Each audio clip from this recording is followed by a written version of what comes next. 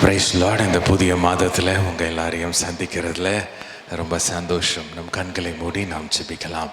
அன்புள்ள ஆண்டவரே, இந்த நாளுக்காய் நன்றி செலுத்துகிறோம். இந்த புதிய மாதத்தை நாங்கள் காணும்படியாக நீர் பாராட்டின கிருபைக்காய் நன்றி. இந்த வேலையிலும் நீர் எங்களோடு பேச வேண்டுமாய், இடைப்பட வேண்டுமாய் நாங்கள் ஜெபிக்கிறோம்.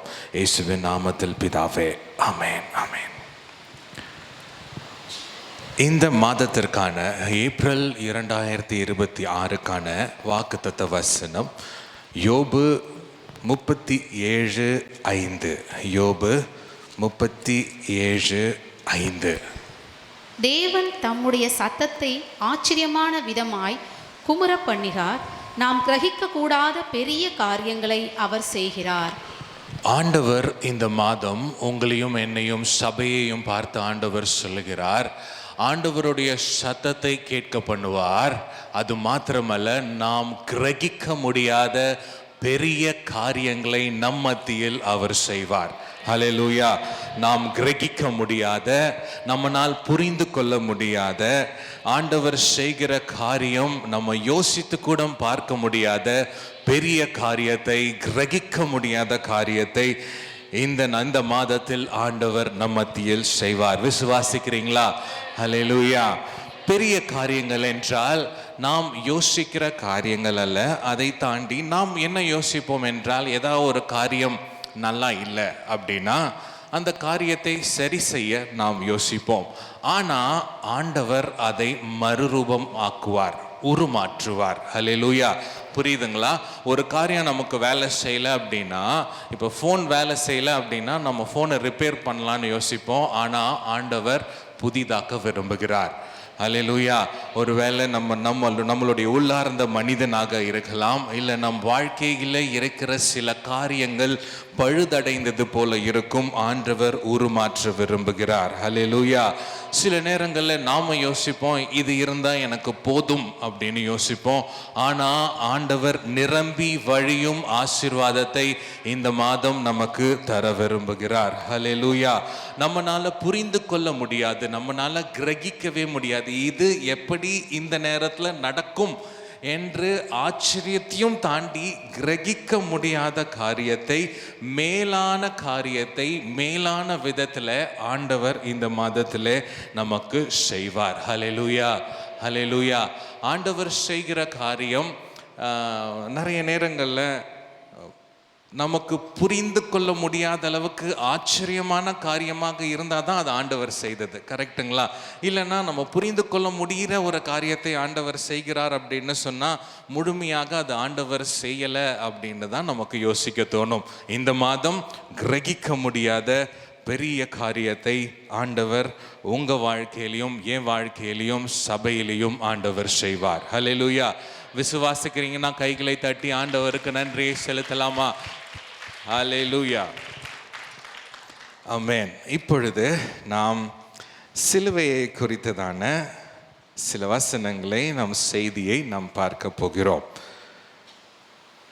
வேதாகமத்தில் எப்பொழுதெல்லாம் இரத்த பலிகளை ஆண்டவர் ஏற்கிறாரோ அப்பொழுதெல்லாம் வானத்திலிருந்து அக்கினி வந்து அதை பட்சிக்கிறது. ஹல்லேலூயா. எப்பொழுதெல்லாம் இரத்த பலிகளை பழைய ஏற்பாட்டில் மனிதர்கள், நம் முற்பிதாக்கள் ஏறெடுக்கிறார்களோ அதை ஏற்றுக்கொள்ள ஆண்டவர் வானத்திலிருந்து அக்கினியை அனுப்பி ஏற்றுக்கொள்கிறார். ஆபேல் ஒரு காணிக்கை செலுத்தினான், அதை ஏற்றுக்கொள்ள வானத்திலிருந்து அக்கினி வந்தது. மோசே, ஆரோன் ஏறெடுத்த பலிகளை ஏற்றுக்கொள்ள வானத்திலிருந்து அக்கினி வந்தது. சாலமோன் தேவாலயத்தில் பலிகளை ஏறெடுக்கும் பொழுது வானத்திலிருந்து அக்கினி வந்தது. எலியா பாகால் தீர்க்கதரிசிக்கு நடுவில் பலிகளை ஏறெடுக்கும் பொழுது வானத்திலிருந்து அக்கினி வந்து பட்சித்து போட்டது. எப்பொழுதெல்லாம் நாம் ஆண்டவராகிய இயேசு கிறிஸ்துவின் இரத்தத்தை தியானிக்கிறோமோ அப்பொழுதெல்லாம் வானத்திலிருந்து ஒரு அக்கினி, பரிசுத்த ஆவியானவர் நம் மத்தியிலே அசைவாடுவார். ஹல்லேலூயா. ஆண்டவராகிய இயேசு கிறிஸ்து இந்த உலகத்தில் வாழ்ந்து இரத்தம் சிந்தினதற்கு அப்புறம் ஆண்டவராகிய இயேசு கிறிஸ்துவின் வார்த்தையை கனப்படுத்தி காத்து கொண்டிருந்த சீஷர்கள் மத்தியில் ஆண்டவர் அக்கினியாக இறங்கி வந்தார். ஹல்லேலூயா. புரியுதுங்களா உங்களுக்கு? ஆண்டவராகிய இயேசு கிறிஸ்துவின் வார்த்தையை கனப்படுத்தி, ஆண்டவராகிய இயேசு கிறிஸ்து ரத்தம் சிந்தி உயிர் தெழுந்ததுக்கு அப்புறம் காத்து கொண்டிருந்த சீஷர்கள் மத்தியில் ஆண்டவராகிய பரிசுத்த ஆவியானவர் அக்கினியாக இறங்கி வந்தார். எப்பொழுதெல்லாம் நம் வாழ்க்கையில இரத்தத்திற்கு, ஆண்டவராகிய இயேசு கிறிஸ்துவின் இரத்தத்திற்கு நாம் கனத்தை செலுத்துகிறோமோ, பரிசுத்த ஆவியானவர் நம் வாழ்க்கையிலே வித்தியாசமான காரியங்களை செய்வார். அக்கினியாக இறங்கி வருவார். ஹல்லேலூயா, ஹல்லேலூயா. இந்த நாட்களிலே, கடந்த சில நாட்களாக, சில வாரங்களாக நம் ஆண்டவராகிய இயேசு கிறிஸ்துவின் காயங்களை குறித்து, ஆண்டவராகிய இயேசு கிறிஸ்துவின் இரத்தத்தை குறித்து, ஆண்டவராகிய இயேசு கிறிஸ்துவின் இரத்தத்தை தியானம் பண்ணுகிறவர்களாக, கனம் பண்ணுகிறவர்களாக, ஆண்டவராகிய இயேசு கிறிஸ்துவின் இரத்தத்தின் வல்லமையை குறித்து நாம் தியானித்து கொண்டிருக்கிறோம். நாம் தியானித்து கொண்டிருக்கிற இந்த நேரத்தில் ஆண்டவராகிய இயேசு கிறிஸ்துவின் ஆவியானவர் வல்லமையாக அக்கினியாக இறங்கி வரப்போகிறார். ஹல்லேலூயா, ஹல்லேலூயா, ஹல்லேலூயா, ஆமென். சில வசனங்களை நாம் வாசிக்க போகிறோம். வேதாகமத்தில் பழைய ஏற்பாட்டிலும் புதிய ஏற்பாட்டிலும் எப்படி ஆவியானவர் இறங்கி வந்தார், எப்பொழுது, எப்படி மனிதர்கள் ஆண்டவருக்கு பலி செலுத்தும் போது, இரத்தத்தை கனம் பண்ணும் பொழுது ஆண்டவர் இறங்கி வந்தார் என்று பார்க்கலாம். லேவியராகமம் 9வது அதிகாரம் 23, 24 வாசிக்கலாம். லேவியராகமம் 9வது அதிகாரம் 23, 24 வாசிக்கலாம். பின்பு மோசேயும் ஆரோனும் ஆசரிப்பு கூடாரத்துக்குள் பிரவேசித்து வெளியே வந்து ஜனங்களை ஆசீர்வதித்தார்கள். அப்பொழுது கர்த்தருடைய மகிமை சகல ஜனங்களுக்கும் காணப்பட்டது. அன்றியும் கர்த்தருடைய சந்நிதியிலிருந்து அக்கினி புறப்பட்டு பலிபீடத்தின் மேலிருந்த சர்வாங்க தகன பலியையும் கொழுப்பையும் எரித்துவிட்டது. ஜனங்கள் எல்லோரும் அதை கண்டபோது ஆரவாரித்து முகங்குப்புற விழுந்தார்கள். எங்கிருந்து அக்கினி வந்தது? கர்த்தருடைய சந்நிதியிலிருந்து அக்கினி வந்து அந்த பலிபீடத்தின் மேல் இருந்தவற்றை பட்சித்தது. ஹல்லேலூயா. 1 ராஜாக்கள் 18ஆம் அதிகாரம் 38ஆம் வசனத்தை வாசிக்கலாம்.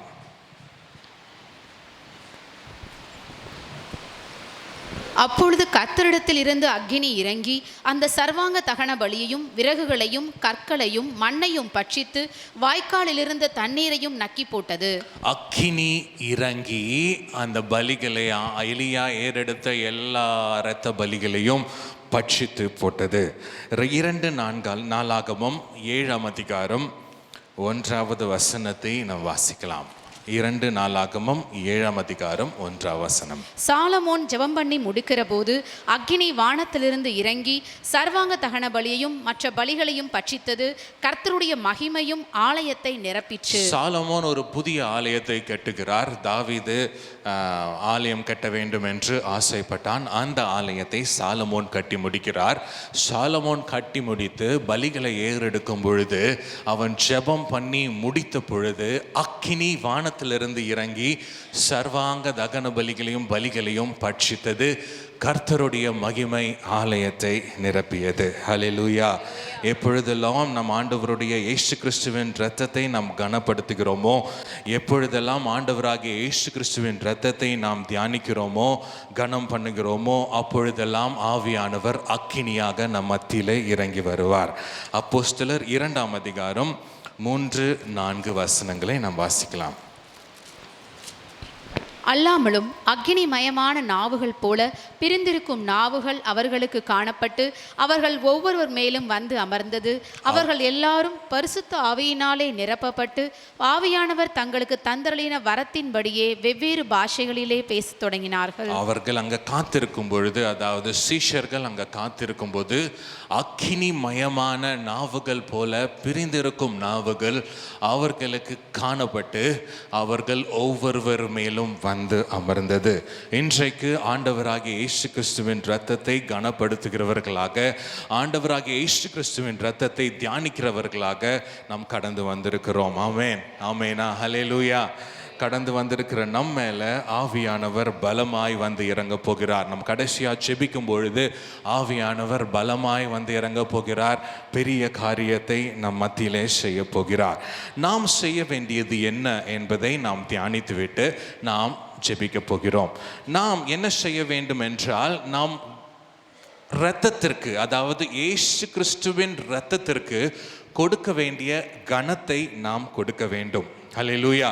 ஆண்டவராகிய இயேசு கிறிஸ்துவின் இரத்தம் விலை உயர்ந்த இரத்தம். அதை நாம் அவமானப்படுத்தக்கூடாது, கனவீனப்படுத்தக்கூடாது. நாம் கண்டிப்பாக ஆண்டவராகிய இயேசு கிறிஸ்துவின் இரத்தத்திற்கு கொடுக்க வேண்டிய கனத்தை கொடுக்க வேண்டும். நான் 2 காரியத்தை சொல்ல போகிறேன். 2 காரியமும் அமெரிக்கா தேசத்தில் நடந்த காரியங்கள். ஒரு பெரிய ஊழியர் மூலமாக ஆண்டவராகிய இயேசு கிறிஸ்து செய்த காரியங்கள். முதலாவது காரியம், சில நேரங்களில் நாம் இரத்தத்தை கனவீனப்படுத்தும் போது தடையாக, ஆசீர்வாத தடையாக நமக்கு சில நேரங்களில் சில காரியங்கள் காணப்படும். அந்த பெரிய ஊழியக்காரர் ஜெபம் எல்லாம் முடித்துவிட்டு, செய்தியெல்லாம் முடித்துவிட்டு, மக்களுக்கு தனித்தனியாக ஜெபம் பண்ணுறதுக்காக இறங்கி போகிறார். இறங்கி போகும்போது ஒரு வாலிப மகள் முட்டி போட்டுட்ருக்கா. அவங்க அப்பா அம்மா சொல்கிறாங்க, இவளுக்கு நிறைய பிரச்சனை இருக்குங்க, பிசாசு பிடியில் இருக்கிற மாதிரி இருக்குது அப்படின்னு சொல்கிறாங்க. அப்போது ஆண்டவராகிய இயேசு கிறிஸ்து இந்த ஊழியக்கார் காதில் சொல்கிறாரு, நீ ஜெபம் பண்ணுறதுக்கு முன்னாடி அந்த கையில் இருக்க மோதிரத்தை அவுத்துரு அப்படின்னு சொல்கிறாரு. இவர் அந்த பொண்ணோட கையில் இருக்க மோதிரத்தை பார்க்குறாரு. அங்கே ஒரு பாம்பு சிம்பல் போட்டு ஒரு அச்சு இருக்குது. பாம்பு சிம்பல் போட்டு ஒரு அச்சு இருக்குது.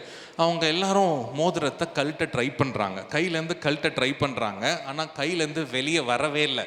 என்னது? அந்த மோதிரத்தில் என்ன அச்சு இருக்குது? ஒரு பாம்பு சிம்பல் போட்டிருக்க அச்சு இருக்குது. அந்த மோதிரம் வெளியே வரவே இல்லை. அப்போ இந்த ஊழியக்காரர் என்ன பண்ணுறது அப்படின்னு யோசிச்சுட்டு, ஆண்டவராகிய இயேசு கிறிஸ்துவின் இரத்தத்தை இந்த மோதிரத்தின் மேலே தெளிக்கிறேன் அப்படின்னு சொன்ன உடனே வெளியே வந்துருச்சு. ஹல்லேலூயா. அது வெளியே வந்த உடனே அதுக்கப்புறம் இவர் ஜெபம் பண்ணாரு. அந்த பெண்ணுக்கு நல்ல ஒரு விடுதலையை ஆண்டவர் கட்டளையிட்டார். ஹல்லேலூயா. சில நேரங்களில் ஆண்டவராகிய இயேசு கிறிஸ்துவின் இரத்தத்தை நாம் கனவீனப்படுத்தும் போது, நாம் மதிக்காமல் நடந்து கொள்ளும் பொழுது ஆசீர்வாத தடையாக அது அமையும். நம்ம இதை பற்றி சில காரியங்களை நம்ம திரும்பியும் பார்க்க போகிறோம். இன்னொரு சம்பவம், அடுத்த சம்பவம். இதே ஊழியக்கார் அமெரிக்கா, கனடா தேசத்தில் ஊழியம் செய்கிற இந்த பெரிய மனிதன், பெரிய ஊழியர் குட் ஃப்ரைடே, அதாவது புனித வெள்ளி அன்றைக்கு திருவிருந்து ஆராதனை நடத்துவார். ஒரு பெரிய ஃபுட்பால் கிரவுண்டு, ஒரு பெரிய பாஸ்கெட் பால் கிரவுண்டு மாதிரி அவர் வாடகை எடுத்துப்பார். அங்கே பல தேசத்து மக்கள் அங்கே கூடி வருவாங்க. பல தேசத்து மக்கள் அங்கே கூடி வந்து இவருடைய செய்தியை கேட்கவும், திருவிருந்தில் பங்கெடுக்கவும் நிறைய பேர், ஆயிரக்கணக்கில் லட்சக்கணக்கில் கூடி வருவாங்க. அப்போது அங்கே ஆண்டவராகிய இயேசு கிறிஸ்துவின் செய்தியை இவர் பிரசங்கிக்கிறார். மக்கள் கவனமாக கேட்கிறாங்க. அப்புறம் திருவிருந்து அவர்களுக்கு பரிமாறப்படுகிறது. திருவிருந்து பரிமாறப்படும் போது நாம் வாசிக்கிற அந்த வசனங்கள் வாசித்து முடித்து திருவிருந்து எடுத்ததுக்கு அப்புறம் எல்லாரும் கைத்தட்ட ஆரம்பிக்கிறாங்க. ஏன் கைத்தட்ட ஆரம்பிக்கிறாங்க அப்படின்னா, அங்கே சுகம் நடைபெற்று இருக்கிறது. அங்கே இங்கிருந்து எந்திரிச்சு ஒருத்தர் சொல்கிறாரு, எனக்கு இந்த மாதிரி சுகம் ஆயிடுச்சு. வீல் சேரில் வந்தவர் எந்திரிச்சு நடக்க ஆரம்பிச்சிட்டாரு. எனக்கு கண்ணு தெரியாமல் வந்தேன், எனக்கு இப்போ கண்ணு தெரியுது. நான் காது கேட்காம வந்தேன், இப்போ எனக்கு காது கேட்குது அப்படின்னு சொல்லிட்டு எல்லாரும் சாட்சி சொல்ல ஆரம்பித்து ஆண்டவரை கனப்படுத்தினார்கள். எப்பொழுதெல்லாம் நம் ஆண்டவருடைய இரத்தத்தை கனப்படுத்துகிறோமோ அப்பொழுதெல்லாம் பிரத்யட்சமாக ஆண்டவர் நம் மத்தியிலே அசைவாடுவார். ஹல்லேலூயா. விசுவாசிக்கிறீங்களா? ஹல்லேலூயா, ஹல்லேலூயா, ஆமென். நாம் எங்கெங்க எப்போ ஆண்டவருடைய இரத்தத்திற்கு கனத்தை செலுத்த வேண்டும், நாம் கனவீனப்படுத்துகிறோமா என்று யோசிப்பது ரொம்ப ரொம்ப முக்கியம். நாம் 3 காரியத்தை யோசிக்க போகிறோம். நம் தனிப்பட்ட வாழ்க்கையில் நாம் ஆண்டவருடைய இரத்தத்தை எந்த அளவுக்கு கனப்படுத்துகிறோம். அடுத்தது, நம்மளுடைய குடும்பத்தில் எந்த அளவுக்கு ஆண்டவருடைய இரத்தத்தை கனப்படுத்துகிறோம் இல்லை கனவீனப்படுத்துகிறோமா. சபையில் எந்த அளவுக்கு ஆண்டவருடைய இரத்தத்தை கனப்படுத்துகிறோம் என்று பார்க்க போகிறோம். புரியுதுங்களா? என்ன 3 காரியம்? தனிப்பட்ட வாழ்க்கையில், பர்சனல் லைஃப்பில் நீங்கள் ஆண்டவருடைய இரத்தத்தை கனப்படுத்துகிறீங்களா என்பதை பார்க்க போகிறோம். இரண்டாவது, உங்கள் குடும்பத்தில் நீங்கள் எப்படி கனப்படுத்துகிறீங்க என்பதை பார்க்க போகிறோம். மூன்றாவது, சபையில் நம்ம எப்படி கனப்படுத்துகிறோம் என்பதை நாம் பார்க்க போகிறோம். ஒரு சில வசனங்களை நாம் வாசிக்கலாம். 1 பேதுரு 1ஆம் அதிகாரம் 18-19. 1 பேதுரு 1ஆம் அதிகாரம் 18-19. உங்கள் முன்னோர்களால் பாரம்பரியமாய் நீங்கள் அனுசரித்து வந்த வீணான நடத்தையினின்று அழிவுள்ள வஸ்துக்களாகிய வெள்ளியினாலும் பொன்னினாலும் மீட்கப்படாமல் குற்றமில்லாத மாசற்ற ஆட்டுக்குட்டி ஆகிய கிறிஸ்துவின் விலையேற பெற்ற இரத்தத்தினாலே மீட்கப்பட்டீர்கள் என்று அறிந்திருக்கிறீர்களே. விலையேற பெற்ற இரத்தத்தினாலே நாம் மீட்கப்பட்டு இருக்கிறோம் என்பதினாலே நாம் எப்பொழுதெல்லாம் ஆண்டவருடைய சமூகத்தில் வருகிறோமோ, எப்பொழுதெல்லாம் நாம் ஜெபிக்கிறதற்காக முழங்கால் படியிடுகிறோமோ, அப்பொழுதெல்லாம் ஆண்டவராகிய இயேசு கிறிஸ்துவின் இரத்தத்திற்கு நாம் முக்கியத்துவம் கொடுத்தவர்களாக, இரத்தத்திற்காக நன்றி செலுத்துகிறவர்களாக, சிலுவைக்காக நன்றி செலுத்துகிறவர்களாக நாம் ஜெபங்களை ஏறெடுக்க வேண்டும். நாம் அப்படி ஏறெடுக்கும் பொழுது நம் ஆண்டவராகிய இயேசு கிறிஸ்துவை நாம் கனப்படுத்துகிறவர்களாக நாம் காணப்படுகிறோம். இன்றொரு வசனத்தை நாம் வாசிக்கலாம். லேவியராகமம் 14:14.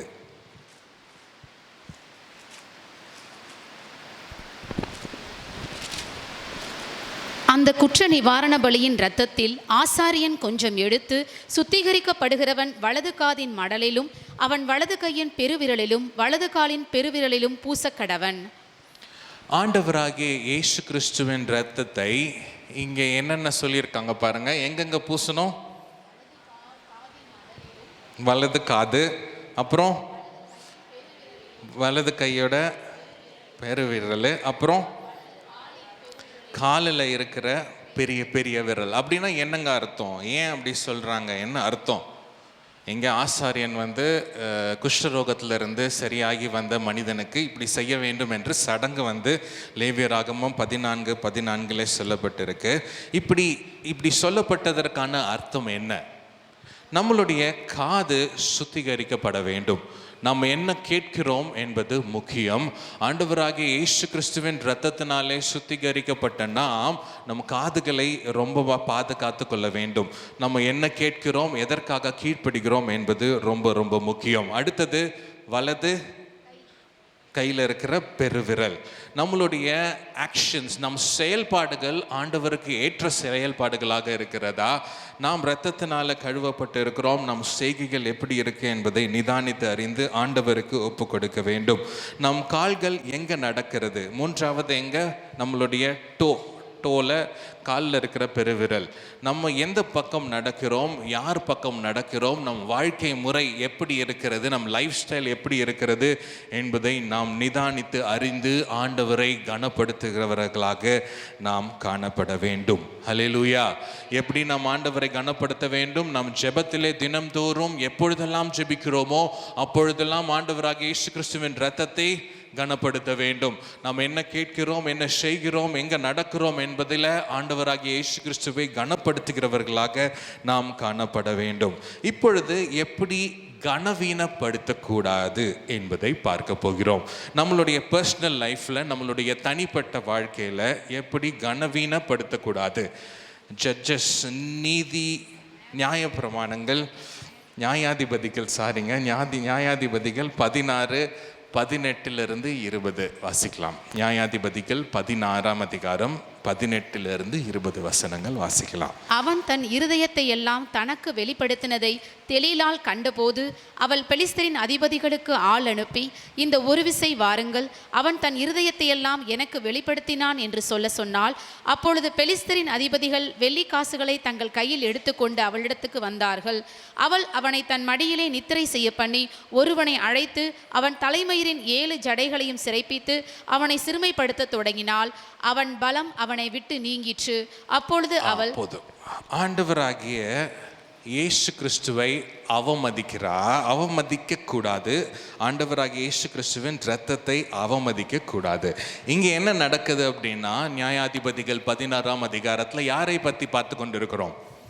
சிம்சோன் தெலீலா என்கிற ஒரு வேசியினிடத்தில் போய் அங்கே என்ன பண்ணுறான்? நித்திரை செய்து கொண்டிருக்கும் போது அவன் மேலே இருந்த அபிஷேகம் அவனை விட்டு போகிறது.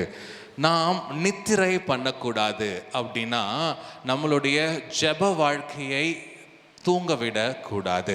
நம் ஜெபம் இல்லாமையே இங்கே சுட்டி காட்டுகிறது. நாம் எந்த அளவுக்கு ஜெபிக்கிறோமோ அந்த அளவுக்கு நம் வாழ்க்கையிலே ஆண்டவராகிய இயேசு கிறிஸ்துவின் இரத்தத்தின் வல்லமையை நாம் உணர முடியும். ஒருவேளை ஜெபிக்காம நாம் தூங்கி கொண்டிருந்தோம் என்றால், இல்லை வேற வேலை செய்து கொண்டிருந்தா, இல்லை சோம்பேறியாக நாம் இருந்தால், ஆண்டவராகிய இயேசு கிறிஸ்துவின் இரத்தத்தின் வல்லமையை நம் வாழ்க்கையிலே உணர முடியாது. ஹல்லேலூயா. நாம் ஆண்டவராகிய இயேசு கிறிஸ்துவின் இரத்தத்திற்கு நாம் முக்கியத்துவம் கொடுப்போம் என்றால், நாம் ஆவிக்குரிய வெறுமைகள் மாறி போகும், நம் ஜெபம் இல்லாமல் மாறி போகும். ஆவிக்குரிய ட்ரைனஸ், ஐயோ வெறுமையாக இருக்கே, எனக்கு ஒரு உற்சாகம் இல்லாமல் இருக்கே என்பது நிச்சயமாகவே மாறி போகும். ஹல்லேலூயா. அடிமைத்தனம், நமக்குள்ள இருக்கிற அடிமைத்தனங்கள் மாறி போகும். நாம் ஜெபத்திலே வேற நிலைக்கு போகிறவர்களாக நாம் காணப்படுவோம். எப்போ? ஆண்டவராகிய இயேசு கிறிஸ்துவின் இரத்தத்திற்கு நாம் தனிப்பட்ட வாழ்க்கையிலே முக்கியத்துவம் கொடுக்கும் பொழுது. ஹல்லேலூயா, ஹல்லேலூயா. அடுத்ததாக, நாம் குடும்ப வாழ்க்கையிலே நாம் இரத்தத்திற்கு முக்கியத்துவம் கொடுக்கிறவர்களாக நாம் இருக்க வேண்டும். எப்படி நாம் குடும்ப வாழ்க்கையிலே இரத்தத்திற்கு முக்கியத்துவம் கொடுக்கிறவர்களாக இருக்க வேண்டும்?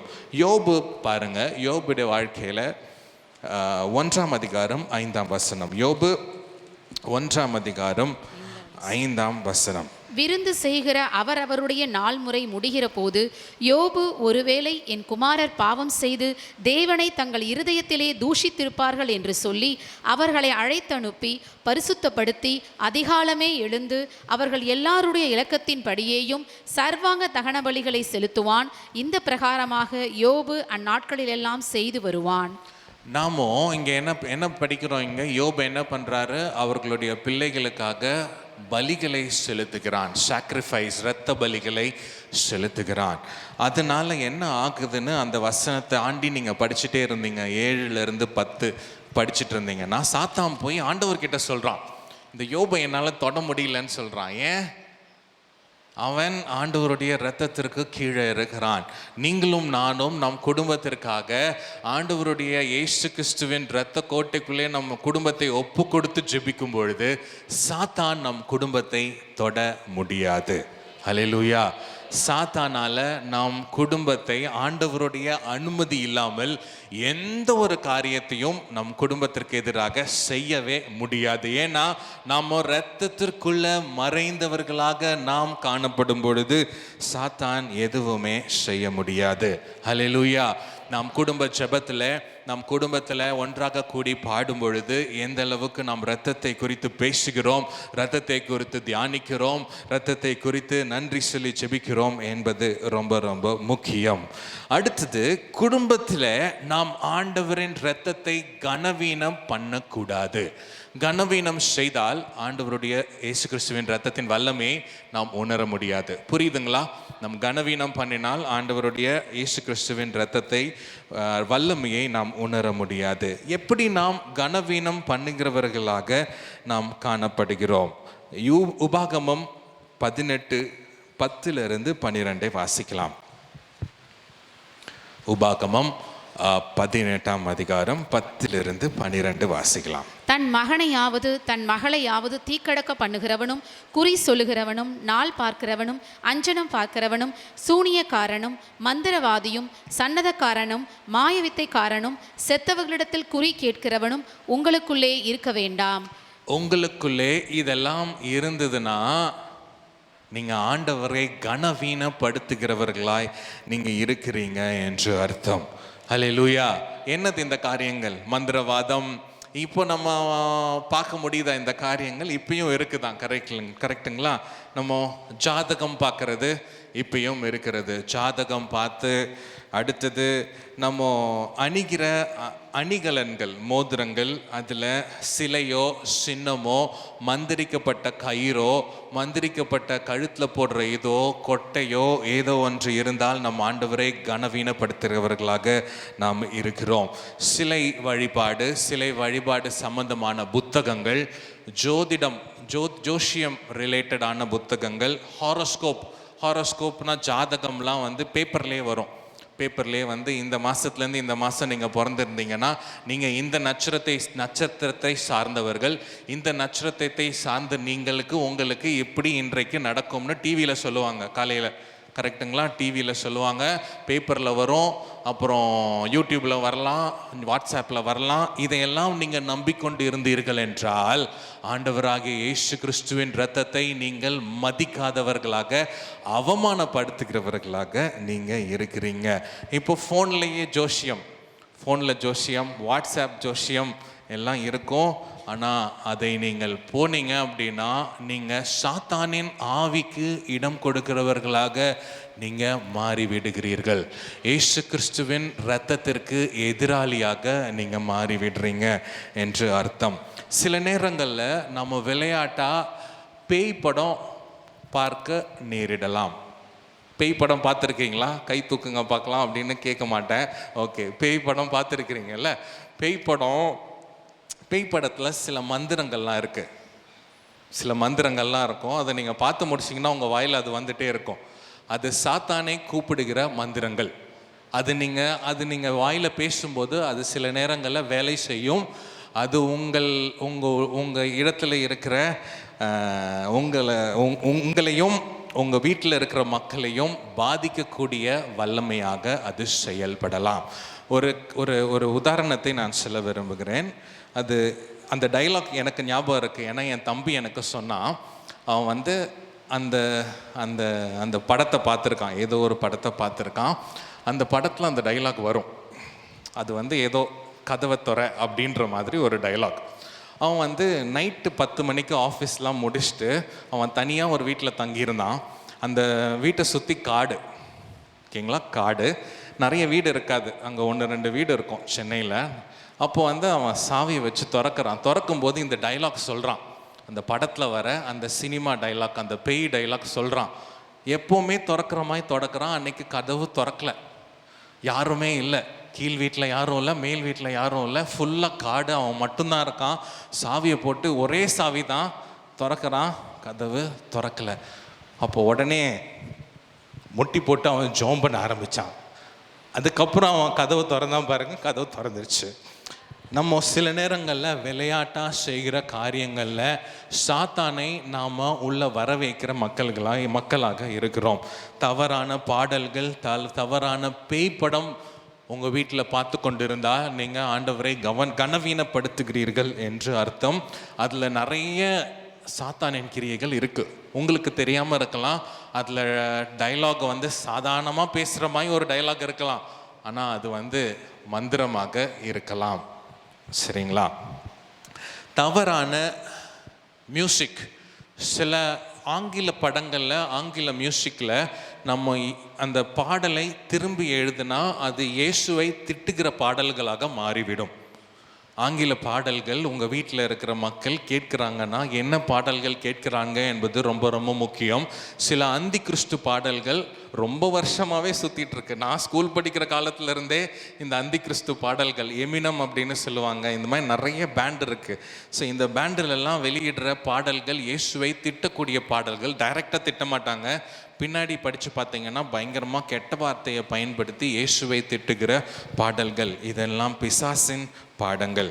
கைரேகை ஜோஷியம், கைரேகை யாராவது உங்கள் நண்பர்கள் கூட பார்த்து சொல்கிறேன்னு சொல்லியிருப்பாங்க. நான் எனக்கு கைரேகை பார்க்க முடியும், நீ காசெல்லாம் தர வேண்டாம், சும்மா பார்த்து சொல்கிறேன் அப்படின்னு சொன்னாலும் நீங்கள் பிசாசை வரவேற்கிறவர்களாக இருக்கிறீங்க. நீங்கள் வேறு தெய்வத்தை வணங்குகிறதற்கு இது எல்லாமே சமானம். இயேசுவின் இரத்தத்தை அவமதிக்கிறீர்கள். இயேசுவின் இரத்தத்தின் வல்லமையை நீங்கள் அவமதிக்கிறவர்களாக நீங்கள் காணப்படுகிறீர்கள். இன்னும் ஒன்று சொல்ல விரும்புகிறேன். சில நேரங்களில் நீங்கள் கேட்கலாம், முன்னாடியெல்லாம் வந்து பாஸ்டர் வந்து திருவிருந்து கொடுக்கும்போது மூக்குத்தி குத்திருந்தா, பொட்டு வச்சுருந்தாலாம் கொடுக்க மாட்டாங்க. ஸோ அது எல்லாத்துக்குமே காரணம் இருக்குது. இதெல்லாம் நீங்கள் நல்லா யோசித்து பார்க்க வேண்டிய விஷயம். அதாவது பொட்டு வைக்கிறதோ மூக்குத்தியோ அந்நிய தெய்வத்தின் காரியமாக இருக்கிறதா? அந்நிய தெய்வத்தின் காரியமாக இருக்கிறது என்றால் நீங்கள் உடனடியாக அதை எடுத்து விட வேண்டும். ஏனென்றால் நீங்கள் ஆண்டவராகிய இயேசுவின் இரத்தத்தை கனவீனப்படுத்துகிறீர்கள். ஹல்லேலூயா. ஆண்டவராகிய இயேசு கிறிஸ்துவின் வல்லமையை உங்கள் வாழ்க்கையில், உங்கள் குடும்பத்தில் நீங்கள் உணர வேண்டும் என்றால் நீங்கள் இந்த நான் சொன்ன காரியம், இதை தாண்டியும் நிறைய காரியங்கள் இருக்குது. உங்களுக்கு தெரியும் எதெல்லாம் வந்து அந்நிய தெய்வத்தின் காரியங்கள் உங்கள் வீட்டில் இருக்குது என்பதை தெரியும். அது இருந்ததுன்னா ஆண்டவராகிய இயேசு கிறிஸ்துவின் வல்லமையை நாம் அவப்படுத்துகிறோம், டிஸ்ஹானர் பண்ணுகிறோம், அவமதிக்கிறோம். நாம் மதிக்கிறவர்களாக நாம் காணப்படும் பொழுது நம் வீட்டில் இருக்கிற தடைகளை ஆண்டவர் நீக்கி போடுவார். வீட்டில் இருக்கிற பிரச்சனைகளை ஆண்டவர் சுட்டெரித்து போடுவார். அசுத்த ஆவிகள் அலறி நம் வீட்டை விட்டு வெளியே ஓடும். வேண்டாத காரியங்கள் இயேசு கிறிஸ்துவின் இரத்தத்தின் வல்லமையினாலே வெளியேற தொடங்குவதை உங்களால் பார்க்க முடியும். ஹல்லேலூயா. நாம் யோபுவை போல நாம் குடும்பத்தை நாம் இரத்த கோட்டைக்குள்ளே மறைக்கிறவர்களாக காணப்பட வேண்டும். எந்த காரணத்தினாலும் சாத்தானுக்கு இடம் கொடுக்கவே கூடாது நம்முடைய குடும்பங்களிலே. ஹல்லேலூயா. ஆமென். அடுத்தது மூன்றாவது, நாம் சபையிலே ஆண்டவராகிய இயேசு கிறிஸ்துவின் இரத்தத்திற்கு முக்கியத்துவம் கொடுக்கிறவர்களாக நாம் காணப்பட வேண்டும். 1 கொரிந்தியர் 2ஆம் அதிகாரம் 2ஆம் வசனத்தை வாசிக்கலாம்.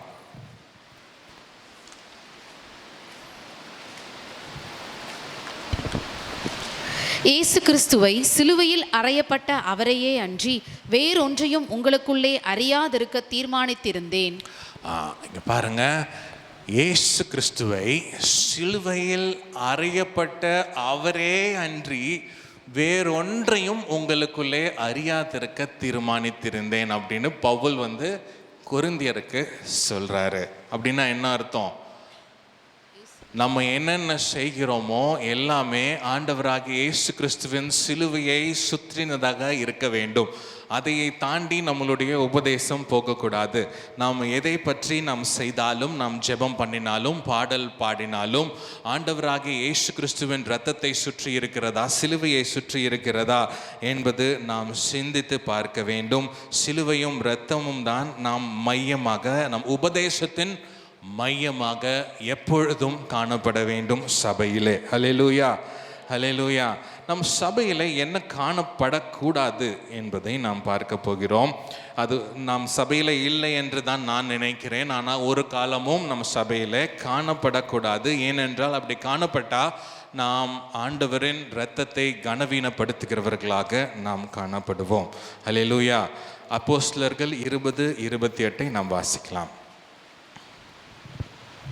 ஆகையால் உங்களை குறித்தும் தேவன் தம்முடைய சுய இரத்தத்தினாலே சம்பாதித்து கொண்ட தமது சபையை மேய்ப்பதற்கு பரிசுத்த ஆவி உங்களை கண்காணிகளாக வைத்த மந்தை முழுவதையும் குறித்தும் எச்சரிக்கையாயிருங்கள். சுய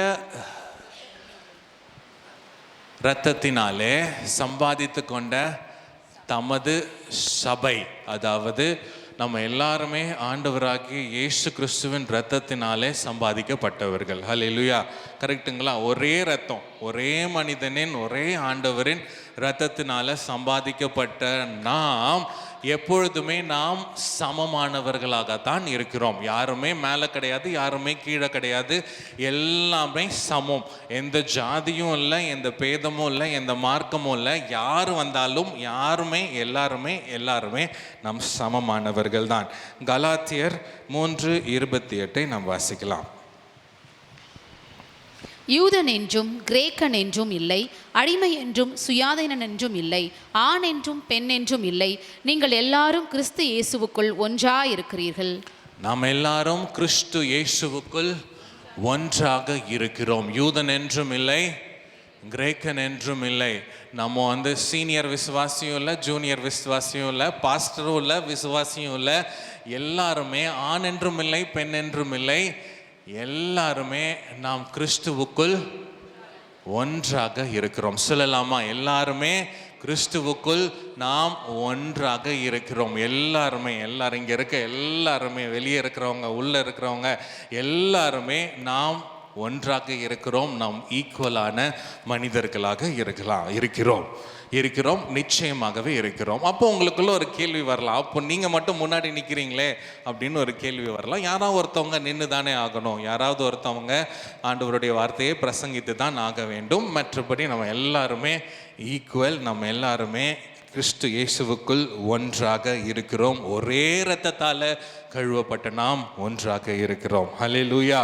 இப்படி நாம் செய்யும்போது ஆண்டவருடைய இரத்தத்தை நாம் கனப்படுத்துகிறவர்களாக நாம் இருக்கிறோம்.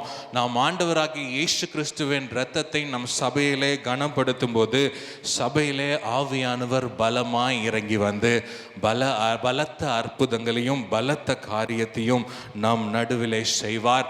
நம் உள்ள வரவங்க உள்ள இருக்கிறவங்க எல்லாருக்கும் பாவ உணர்வு ஏற்படும்.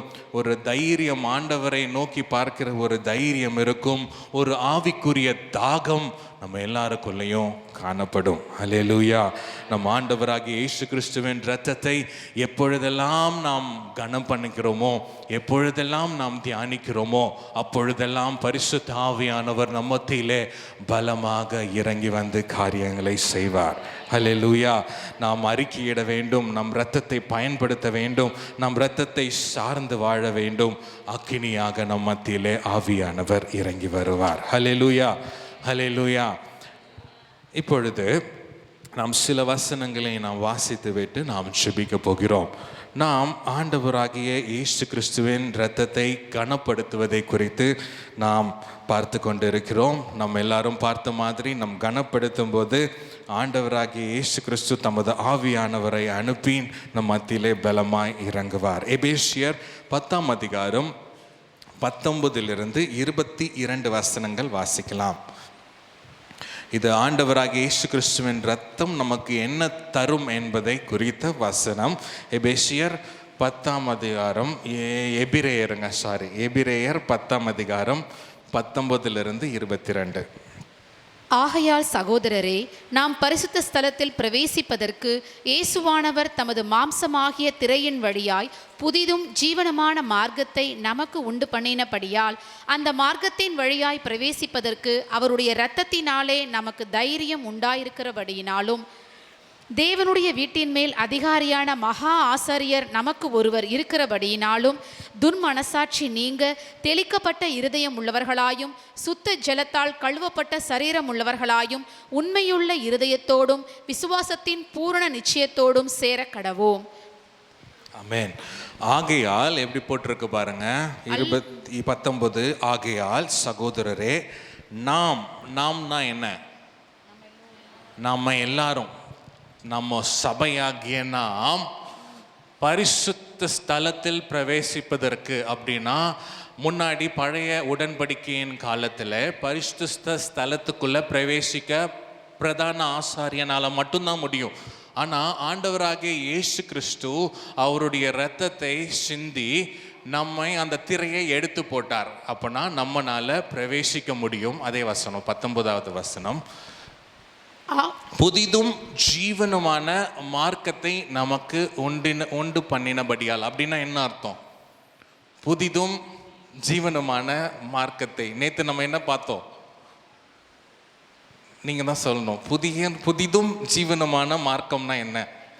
புதிய உடன்படிக்கையை தான் நீங்கள் சொல்லுகிறது. ஏன் ஜீவனுமான மார்க்கம்?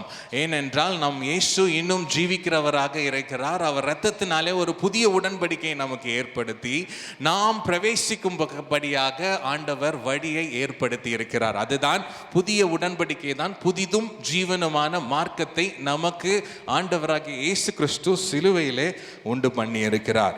அந்த மார்க்கத்தின் வழியாக அடுத்த வசனம் பாருங்க, பிரவேசிப்பதற்கு அவருடைய இரத்தத்தினாலே நமக்கு தைரியம் உண்டாயிருக்கிறது.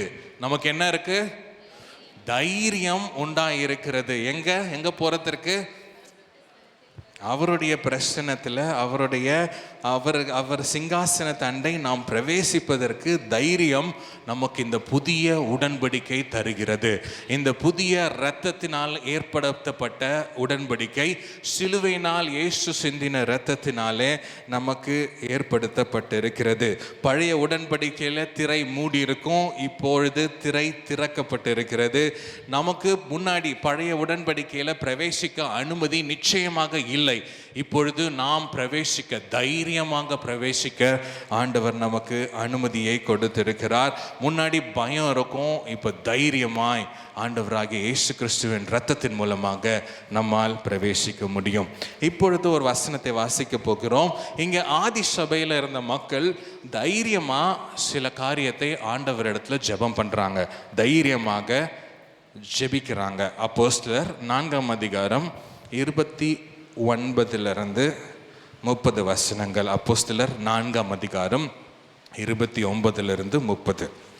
இப்பொழுதும் கர்த்தாவே, அவர்கள் பயமுறுத்தல்களை தேவரீர் கவனித்து உம்முடைய பரிசுத்த பிள்ளையாகிய இயேசுவின் நாமத்தினாலே அடையாளங்களும் அற்புதங்களும் நடக்கும்படி செய்து பிணியாளிகளை குணமாக்கும்படி உம்முடைய கரத்தை நீட்டி உம்முடைய ஊழியக்காரர் உம்முடைய வசனத்தை முழு தைரியத்தோடும் சொல்லும்படி அவர்களுக்கு அனுக்கிரகம் செய்தருளும் என்றார்கள்.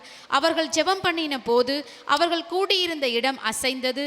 அவர்கள் எல்லாரும் பரிசுத்த ஆவியினால் நிரப்பப்பட்டு தேவ வசனத்தை தைரியமாய் சொன்னார்கள். இப்பொழுது அந்த வசனங்களை நம்ம சேர்ந்து வாசிக்க போகிறோம். அப்போஸ்தலர் 4:29 நாம் வாசிக்க போகிறோம். இங்கே என்ன நடக்குதுன்னா, 4ஆம் அதிகாரத்தில் அதுக்கு முன்னாடி பார்த்தீங்கன்னா சீடர்கள் 2 பேரை பிடிச்சி வைக்கிறாங்க. அவங்கள சிறையில் அடைக்கிறாங்க. சிறையில் அடைச்சிட்டு விடுவித்துட்டு அவங்க சொல்கிறாங்க. அப்போ சபையார் எல்லாரும் சேர்ந்து இந்த மாதிரி ஜெபிக்கிறாங்க. என்ன ஜெபிக்கிறாங்கன்றத நம்ம இப்போ பார்த்தோம். எல்லாரும் யாரை சேர்ந்து? சபையார் எல்லாரும் சேர்ந்து. எப்படி? தைரியமாக. அந்த தைரியம் எங்கிருந்து வந்துச்சு? இயேசு கிறிஸ்துவின் இரத்தத்தினாலே நமக்கு கொடுக்கப்பட்ட தைரியத்தினாலே இப்படி ஜெபித்தார்கள். நம்ம சேர்ந்து வாசிக்கலாங்களா? 29வது வசனத்தை வாசிக்கலாம். இப்பொழுதும் கர்த்தாவே, அவர்கள் பயமுறுத்தல்களை தேவரீர் கவனித்து, அடுத்தது உம்முடைய பரிசுத்த பிள்ளைகளாகிய இயேசுவின் நாமத்தினாலே அடையாளங்களும் அற்புதங்களும் நடக்கும்படி செய்து பிணியாளிகளை குணமாக்கும்படி உம்முடைய கரத்தை நீட்டி உம்முடைய ஊழியக்காரர் உம்முடைய வசனத்தை முழு தைரியத்தோடும் சொல்லும்படி அவர்களுக்கு அனுக்கிரகம் செய்தருளும் என்றார்கள். யாரு ஜெபித்தா? சபையார் ஜெபித்தாங்க. இப்போ நாம அப்படிதான் ஜெபிக்க போகிறோம். ஆண்டவரே, எங்களுக்கு உம்முடைய இரத்தத்தினால தைரியத்தை எங்களுக்கு கொடுங்க. அப்போ இயேசுவின் நாமத்தினாலே அடையாளங்களும் அற்புதங்களும் நடக்கும்படி செய்து பிணியாளிகளை குணமாக்கும்படி உம்முடைய கரத்தை நீட்டி உம்முடைய ஊழியக்காரர் உம்முடைய வசனத்தை முழு தைரியத்தோடும் சொல்லும்படி அவர்களுக்கு அனுக்கிரகம் செய்தருளும் என்று நாம் ஜெபிக்க போகிறோம். அப்படி ஜெபித்த போது என்ன நடந்ததுன்னு அடுத்த வசனத்தை நாம் சேர்ந்தே வாசிக்கலாம். அவர்கள் ஜெபம் பண்ணின பொழுது அவர்கள் கூடியிருந்த இடம் அசைந்தது. அவர்கள் எல்லாரும் பரிசுத்த ஆவியினால் நிரப்பப்பட்டு வேத வசனத்தை தைரியமாய் சொன்னார்கள். ஹல்லேலூயா, ஹல்லேலூயா. நம்ம அப்படியே எழுந்து நின்று நாம் ஜெபிக்க போகிறோம். நாம் ஆண்டவராகிய இயேசு கிறிஸ்துவின் மூலமாக அவருடைய இரத்தத்தின் மூலமாக நாம் அவருடைய பிரசன்னத்தில் பிரவேசிக்க, சிங்காசனத்தின் அண்டை வர நமக்கு தைரியத்தை ஆண்டவர் தந்திருக்கிறார். ஹல்லேலூயா. எல்லாரும் எழுந்து நிற்கலாம். எல்லாரும் எழுந்து நின்று நாம் செபிக்க போகிறோம். நம்ம ஊக்கமாக செபிக்க போகிறோம். நாம் செபிக்கிற இந்த நேரத்தில் நம்ம எந்தெந்த இடத்துல நாம் ஆண்டவராகிய இயேசு கிறிஸ்துவின் இரத்தத்தை நாம் கனப்படுத்துகிறோமோ அங்கே ஆவியானவர் அக்கினியாக இறங்கி வருவார். இப்பொழுது நம் மத்தியில் நம்ம எல்லாரும் சேர்ந்து ஆண்டவராகிய இயேசு கிறிஸ்துவின் இரத்தத்தை உயர்த்தும் பொழுது, ஆண்டவராகிய இயேசு கிறிஸ்துவின் இரத்தத்தை கனப்படுத்தும் போது ஆவியானவர் பலமாய் இறங்கி வருவார். முதலாவது, நாம் ஒருவேளை ஆண்டவராகிய இயேசு கிறிஸ்துவின் இரத்தத்தை கனவீனப்படுத்தி இருந்தோம் என்றால் அதை ஆண்டவர் மன்னிக்க வேண்டும் என்று சொல்லி நாம் செபிக்கலாம். நாம் அதை செபித்து விட்டு நாம் ஆவியானவர் நம்மை அபிஷேகம் பண்ணும்படியாக நாம் செபிக்க போகிறோம். அப்படியே கண்களை மூடி ஆண்டவர்கிட்ட கேட்கலாம். ஆண்டவரே, ஏதாவது ஒரு விதத்தில் உம்முடைய இரத்தத்தை நான் அவமதித்திருந்தேன் என்றால் நீர் என்னோடு மன்னிக்க வேண்டுமாய் நாங்கள் செபிக்கிறோம். ஆண்டவரே, எங்கள் வாழ்க்கையில், எங்கள் தனிப்பட்ட வாழ்க்கையில் நாங்கள் உம்முடைய இரத்தத்தை வரவேற்கவில்லை என்றால், இரத்தத்திற்கு நன்றி செலுத்தவில்லை என்றால் எங்களை நீர் மன்னிக்க வேண்டுமாய் நாங்கள் செபிக்கிறோம். ஆண்டவரே, எங்கள் மேலே கிருபையாக இருந்து, எங்கள் மேலே தயவாக இருந்து நீர் எங்களை மன்னியும்னு கேட்கலாமா? ஆண்டவரே, தனிப்பட்ட வாழ்க்கையில் நாங்கள் செய்த பாவங்கள் உம்முடைய இரத்தத்திற்கு நாங்கள் கனம் கொடுக்காத நேரங்கள் இருக்குதுப்பா. அப்படி இருக்குது என்றால் எங்களை நீர் மன்னிக்க வேண்டுமாய் நாங்கள் ஜெபிக்கிறோம் ஆண்டவரே. இனிமே தினந்தோறும் உம்முடைய இரத்தத்தை நாங்கள் மதிப்போம், நாங்கள் கனப்படுத்துவோம், நாங்கள் இரத்தத்திற்கு முக்கியத்துவம் கொடுப்போம் என்று சொல்லலாமா? எங்கள் தனி ஜெபத்தில் நாங்கள் முக்கியத்துவம் கொடுப்போம் ஆண்டவரே. உம்முடைய இரத்தத்திற்கு பிசாசு நடுங்கும். உம்முடைய இரத்தத்தின் பெயராலே, சாட்சியின் வசனத்தினாலே உம்முடைய இரத்தம் எங்களுக்காக என்ன செய்தது என்று சொல்லும் பொழுது நாங்கள் பிசாசின் மேல் ஜெயம் எடுப்போம். இதை உணர்ந்தவர்களாக நாங்கள் எங்கள் தனி வாழ்க்கையில் செயல்படுவோம் என்று சொல்லலாமா? ஆண்டவரே, செயல்படுவோம். அடுத்தது நம் குடும்பத்திற்காக நம்ம ஆண்டவர்கிட்ட மன்னிப்பு கேட்கலாம். ஆண்டவரே, நாங்கள் குடும்பமாக ஏதாவது உமக்கு பிரியமில்லாத காரியங்கள் நாங்கள் செஞ்சிருந்தா, பிசாசின் காரியங்கள் எங்களுக்குள்ளே இருந்தா, பிசாசு கூட எங்களுக்கு தொடர்பு இருந்தா நாங்கள் எடுத்து போடுகிறோம் என்று ஒப்பு கொடுக்குறோம் ஆண்டவரே. எங்கள் வீட்டில் சிலைகள் இருக்கலாம், சில வழிபாடுகள் இருக்கலாம், சில மற்ற தெய்வங்கள் போல நாங்களும் நாங்கள் அலங்கரித்து கொண்டிருக்கலாம். எல்லாவற்றையும் நீங்கள் எங்களை மன்னிக்க வேண்டுமா நாங்கள் ஜெபிக்கிறோம் ஆண்டவரே. பேய்கள் படம் பார்க்குறதே மன்னிங்க ஆண்டவரே. நாங்கள் டைலாக், சினிமா டைலாக் பேசுகிறத மன்னிக்க வேண்டுமா நாங்கள் ஜெபிக்கிறோம் ஆண்டவரே. நாங்கள் ஜோதிடத்தில் நாங்கள் விசுவாசம் வச்சுருக்கிறோம், ஜோஷியரை நாங்கள் பார்க்குறோம், டிவியில் ஜாதகம் பார்க்குறோம். எல்லாவற்றையும் நீங்கள் மன்னிங்க ஆண்டவரே. எல்லா சாத்தானின் கிரியைகளையும் நாங்கள் எடுத்து போடுகிறோம் ஆண்டவரே. நாங்கள் மனம் திரும்ப விரும்புகிறோம். உம்முடைய ஆவியானவர் கீழே நாங்கள் எங்களை ஒப்பு கொடுக்க, எங்கள் குடும்பத்தை ஒப்பு கொடுக்க விரும்புகிறோம் என்று சொல்லலாமா? ஆண்டவரே, உம்முடைய வசனத்தை படிப்போம், உம்முடைய வசனத்தை நாங்கள் அறிக்கையிடுவோம், உம்முடைய சாட்சியின் வசனத்தை நாங்கள் அறிக்கையிடுவோம். உம்முடைய வசனத்தில் நீங்கள் கொடுத்திருக்கிற மேன்மையை நாங்கள் எடுத்து சொல்லுவோம். எங்கள் குடும்பத்தில் அதை நாங்கள் பேசுவோம்ப்பா. வேற டயலாகோ, வேற பிரச்சனைகளோ, வேற செய்வினையை பற்றி நாங்கள் பேச மாட்டோம். ஆனால் உண்மை பற்றி பேசுவோன்னு ஒப்பு கொடுக்கலாமா? கைகளை உயர்த்தி ஒப்பு கொடுங்க ஆண்டவரே. எங்கள் குடும்பத்தில் உம்முடைய ரத்தத்தை நாங்கள் தெளிப்போம். உம்முடைய ரத்த கோட்டைக்குள்ளே நாங்கள் எங்கள் குடும்பத்தை மூடுவோம். நாங்கள் செய்வினையோ, பேய் படமோ, வேற படமோ, வேற டைலாகோ பேச மாட்டோம். உம்முடைய வசனத்தை நாங்கள் பேசுவோம். நாங்கள் தைரியமாக உம்முடைய ரத்தத்தை குறித்து நாங்கள் பேசுவோம் என்று ஒப்பு கொடுக்கலாம். மூன்றாவது சபையாக நம்ம எல்லாரும் சேர்ந்து சொல்லலாம், ஆண்டவரே, நாங்கள் எல்லாரும் உமக்குள்ள ஈக்குவலாக இருக்கிறோம் ஆண்டவரே. உமக்குள்ள ஒன்றாக இருக்கிறோம் ஆண்டவரே. எங்களுக்குள்ள வேற்றுமைகள் இருந்தால் எடுத்து போடுங்கப்பா. நாங்கள் எல்லாரும் உமக்குள்ள ஒரே இரத்தத்தால் கழுவப்பட்ட ஜனமாக ஒன்றாக இருக்கிறோம். நாங்கள் ஒன்றாக இன்னும் இருக்க நாங்கள் ஒப்பு கொடுக்கிறோம் சொல்லலாமா? நாங்கள் எல்லாரும் ஈக்குவல் ஆண்டவரே. எங்களுக்குள்ள வேறுபாடுகள் இல்லை, எந்த ஜாதியும் மதமும் பேதமும் எதுவுமே இல்லை. நாங்கள் எல்லாரும் உம்முடைய ரத்தத்தினால கழுவப்பட்டவங்க. நாங்கள் எல்லாரும் ஒன்றாக இருக்க ஒப்பு கொடுக்குறோம் சொல்லலாமா? கைகளை உயர்த்தி சொல்லுங்க. ஆண்டவரே, சபையாக நாங்கள் ஒப்பு கொடுக்குறோம். நாங்கள் ஒன்றாக இருக்க, ஒன்றாக இணைந்து ஊழியம் செய்ய, உம்முடைய ரத்தத்தினால கழுவப்பட்டவர்களாக இணைந்து காணப்பட நாங்கள் ஒப்பு கொடுக்குறோம் ஆண்டவரே. ஒப்பு கொடுக்கிறோம் ஆண்டவரே. உடைய ரத்தத்தினால எங்களை கழுவுங்க. எங்க பாவங்கள், எங்க குற்றங்கள் எதுவா இருந்தாலும் நீர் எங்களுக்கு கழுவ வேண்டுமாய் நாங்கள் ஜெபிக்கிறோம் ஆண்டவரே. நாங்கள் ஜெபிக்கிறோம் அப்பா. எப்பொழுதெல்லாம் உடைய ரத்தத்தை நாங்கள் கனம் பண்ணுகிறோமோ அப்பொழுதெல்லாம் ஆவியானவர் எங்க மத்தியில் ஆசைவாடுவீர் என்பதை பார்க்கிறோம். இப்பொழுதே இந்த நேரத்தில் ஆவியானவர் நீர் பலமா இறங்கி எங்களை பலப்படுத்தும்படியாய் நான் ஜெபிக்கிறேன் ஆண்டவரே. ராபா காதா ராகாபா தானா ஷிபா ராகாபா தாராபா துராமா காதா ராபா ஷெபே ரெகேதே ரெபே. எல்லா சாத்தானின் கிரியைகளையும் ஆவியானவர் நீர் அதமாக்கி போட வேண்டுமாய் நான் ஜெபிக்கிறேன். எல்லா தனிப்பட்ட காரியங்களையும், தனிப்பட்ட வாழ்க்கையில் இருக்கிற சாத்தானின் கிரியைகளையும் ஆவியானவர் அதமாக்கி போடுவீராக. பிசாசின் காரியங்கள், வீட்டில் இருக்கிற காரியங்களை எடுத்து போடுவீராக. உம்முடைய ஆளுகை எங்க வீட்டில் காணப்பட வேண்டும். உம்முடைய ஆளுகை எங்க சபையில காணப்பட வேண்டும். எங்க சபை மறுரூபமாக்கப்பட வேண்டும் ஆண்டவரே. எங்களுக்கு ஒரு டிரான்ஸ்ஃபர்மேஷன் தேவை ஆண்டவரே. உம்முடைய ஆவியானவர் இறங்கி வந்ததுக்காக நன்றி செலுத்துகிறோம். ஒரு அக்கினி எங்க மத்தியில போடுங்கப்பா. எங்களுக்குள்ள இருக்கிற அசுத்தங்கள் நீங்கணும். உம்முடைய ரத்தத்தினால வல்லமை உண்டு என்பதை எங்க உள்ளார்ந்த மனிதன் அறியணும். உம்முடைய உம்முடைய பலத்தினால இடை கட்டுங்க ஆண்டவரே. உம்முடைய பலத்தினால ஒவ்வொருவரையும், இங்க இருக்க ஒவ்வொருவரையும் நீர் அளவில்லாமல் நிரப்ப வேண்டுமா நான் ஜெபிக்கிறேன் ஆண்டவரே. உம்முடைய இரத்தத்தின் வல்லமையை உணர்ந்தவர்களாக, உம்முடைய இரத்தத்தை உணர்ந்தவர்களாக, உம்முடைய இரத்தத்தை பூசினவர்களாக, வல்லமையுள்ள மனிதர்களாக, தைரியமுள்ள மனிதர்களாக உமக்கு ஊழியம் செய்ய, உமக்கு சாட்சியாக ஜீவிக்க ஒவ்வொருவரையும், இங்க இருக்க ஒவ்வொருவரையும் நீர் பலப்படுத்த வேண்டுமா நான் ஜெபிக்கிறேன். ராகாபாதா ராமா ஷேபே ரேகேதே ரேபே. நிரப்பும் நிரப்பும் நிரப்பும் ஆண்டவரே. அசைவாடும்.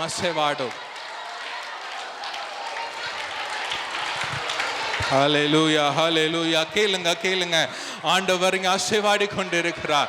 அவருடைய வல்லமை எங்கெங்கெல்லாம் நாம் கனத்தை செலுத்துகிறோமோ, எங்கெங்கெல்லாம் ரத்தத்தை குறித்து தியானிக்கிறோமோ, எப்பெல்லாம் திருவிருந்துல நம்ம பங்கெடுக்கிறோமோ, அப்பெல்லாம் ஆண்டவர் ஆவியானவர் பலமாய் அக்கினியாய் நம் மத்தியில இறங்கி வருவார். ஹல்லேலூயா ஹல்லேலூயா ஹல்லேலூயா. ஆண்டவரே, இந்த நேரத்திற்காய் நன்றி செலுத்துகிறோம் அப்பா. நீர் எங்களை நிரப்பினதற்காய் நன்றி ஆண்டவரே. ஆதி சீஷர்கள் உமக்கென்று சாட்சியாய் ஜீவித்தாங்கப்பா. எங்களையும் நீர் வரங்களினாலும் வல்லமையினாலும் நிரப்பி எங்களை நீர் பயன்படுத்த வேண்டுமாய் நாங்கள் ஜெபிக்கிறோம். உமக்கு சாட்சியாக இந்த பாண்டிச்சேரிக்கு ஒரு விளக்காக, உப்பாக நாங்கள் காணப்பட எங்களுக்கு உதவி செய்யுங்க ஆண்டவரே. நாங்கள் உம்முடைய இரத்தத்தின் வல்லமையை உணர்ந்தவர்களாக தினம்தோறும் ஜீவிக்க உதவி செய்யுங்க. எங்கள் சபையில் உம்முடைய இரத்தத்தை குறித்து நாங்கள் தினம்தோறும் பேசணும்பா. உம்முடைய இரத்தத்தின் வல்லமை எங்களை விட்டு மாறாமல் எங்கள் சபையில் காணப்பட வேண்டும். இங்கே உள்ள வரவங்க எல்லாருமே பாவ உணர்வு அடையணும், ஆவியினால் நிரப்பப்படணும், குத்தப்படணும் ஆண்டவரே, மறுரூபமாக்கப்படணும். வந்தவர்கள் யாரும் திரும்பி அதே வண்ணம் போகவே கூடாதுப்பா. உம்முடைய இரத்தத்தினால கழுவப்பட்டவர்களாக, தைரியம் அடைந்தவர்களாக வெளியே சென்று உமக்கு ஊழியம் செய்ய உதவி செய்யும். அப்படியே நீர் செய்கிறதற்காக உமக்கு நன்றி செலுத்துகிறோம். இயேசுவின் நாமத்தில் ஜெபிக்கிறோம் நல்ல பிதாவே, ஆமென்.